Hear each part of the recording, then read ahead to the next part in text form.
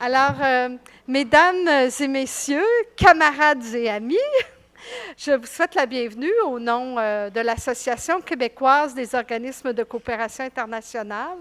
Je suis Michèle Asselin, directrice de la COSI, et au nom de toute l'équipe de la COSI qui a travaillé très fort, mais en particulier mon collègue Denis Côté, analyste des politiques, qui va animer cette journée, qui a préparé cette programmation pour la première formation sur la justice climatique, premier événement de notre nouvelle thématique annuelle.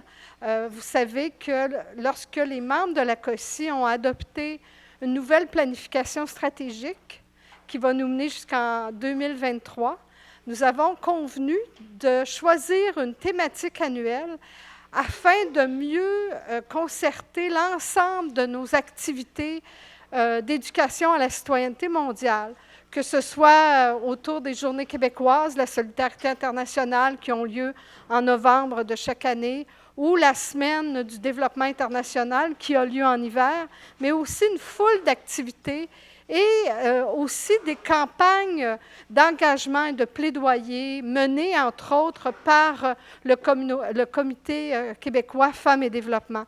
Je ne ferai pas la liste de l'ensemble des espaces de concertation de la COSI. Nous avons une vie associative des plus actives, mais chaque espace de concertation aura pour mandat de faire vivre cet engagement que nous avons pris en février, de faire de la justice climatique notre priorité de plaidoyer et d'éducation à la citoyenneté mondiale.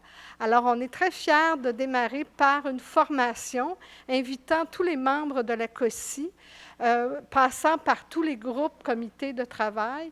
Et cette journée de réflexion va influencer le reste, l'élaboration des plans de travail de tous ces espaces de concertation. Mais avant de commencer, puis avant de laisser la parole à mon collègue Denis, j'aimerais que nous reconnaissions ensemble que nous sommes sur un territoire autochtone non cédé. Alors, vous allez me permettre je veux vraiment bien nommer le nom de ce territoire. Ce territoire non cédé, c'est le territoire des Canadiens Keaka Mohawk. Et c'était un territoire ancestral qui était marqué par les lieux de rencontre entre les nations, entre les peuples autochtones. Je trouve que c'est important de se rappeler ce lieu. Il est riche en histoire et il doit d'abord nous inspirer la solidarité, notre solidarité et nos rapports à établir de nation à nation avec les nations autochtones qui occupent tout le territoire québécois, et aussi dans cet esprit de solidarité qui porte tous les organismes de coopération et de solidarité internationale. Et c'est dans cette perspective que nous allons développer pendant un an des actions et des activités pour réclamer la justice climatique. Alors, je vous souhaite une très, très bonne journée.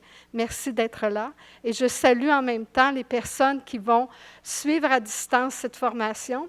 En particulier, bonjour à Sarah et à la gang de cibles. Ils sont plusieurs à suivre la formation à Rimouski dans le Bas-Saint-Laurent. Et je sais qu'il y a d'autres personnes à travers le Québec et peut-être ailleurs dans le monde.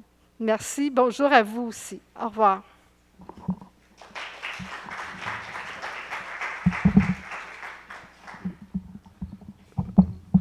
Bon, ben, à mon tour de vous souhaiter un bon matin. Très heureux de vous voir en si grand nombre. Je devais vous parler des objectifs un peu de la formation, mais je pense que Michel l'a bien fait. Donc, juste se rappeler qu'en fait, l'idée, c'est de favoriser un peu l'appropriation, d'accroître notre compréhension collective aujourd'hui un peu du concept de justice climatique.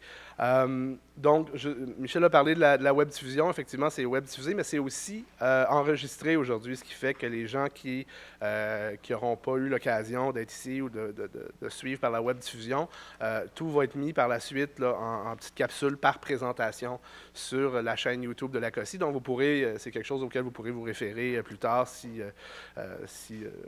vous en avez envie, si c'est utile pour vous. Donc, ce que je voulais faire, c'était de passer un peu en revue, je ne sais pas si on a fait imprimer les ordres du jour, si vous les avez. Vous les avez reçus par courriel. Mais donc, juste pour vous rappeler, l'idée de la journée aujourd'hui, c'est qu'on va vous présenter, dans le fond, la justice climatique, mais à partir du point de vue des groupes des populations qui sont les plus affectées par les changements climatiques. Donc, c'est un peu l'approche qu'on a pris pour organiser la journée aujourd'hui. Donc, rapidement, on va avoir 6 présentations. Une, donc, et c'est toujours c'est toujours un peu la justice climatique à partir du point de vue de. Donc, pour les populations, donner le point de vue des populations du Sud, la première présentation sera celle de Alejandra Zaga-Mendes, qui est doctorante en développement durable à l'Université du Québec en Outaouais. On a pour la perspective des femmes, on aura Julie Raby, qui est coordonnatrice de projet à Relais Femmes. Pour la perspective des travailleuses et des travailleurs, on aura Patrick Rondeau de la Fédération des travailleurs et travailleuses du Québec, qui viendra nous parler tout à l'heure. Pour les personnes, du point de vue des personnes migrantes, on va avoir Ilana Wright, qui est chargée de plaidoyer et de recherche à Développement épais Caritas Canada. On aura aussi le point de vue des populations autochtones, donc avec une présentation d'André-Yann Parent, qui est directrice générale du projet de la Réalité climatique Canada.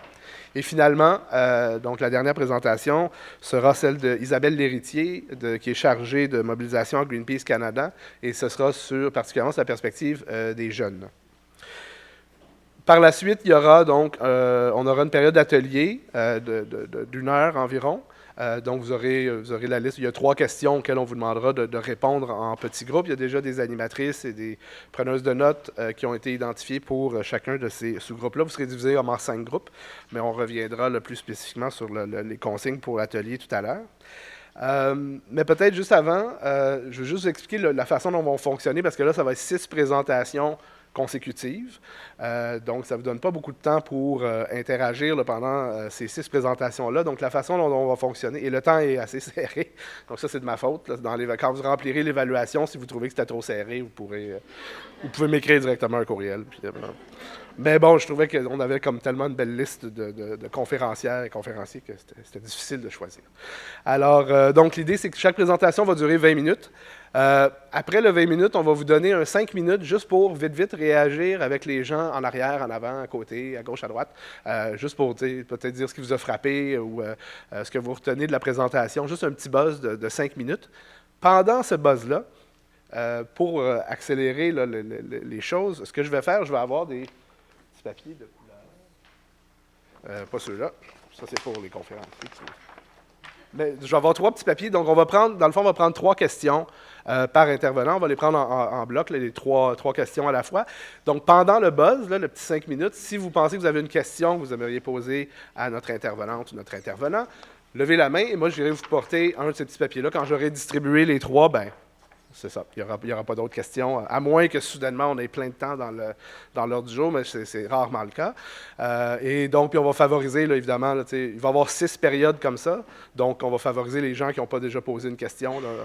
Et il y aura peut-être des questions en ligne, donc ceux qui nous écoutent là, par la web-diffusion, vous pouvez toujours envoyer vos questions dans le chat et notre camarade Martin Portocarrero pourra me transmettre les questions pendant la journée.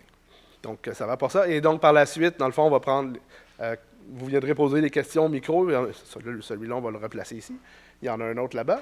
Et donc, on va prendre les 3 questions et la personne aura 5-10 minutes, le temps qui restera, pour y répondre. Puis ensuite, on enchaîne comme ça. Ça vous va? Alors, voilà. Donc, on peut y aller avec la première présentation. Donc, j'inviterai Alejandra à venir s'installer.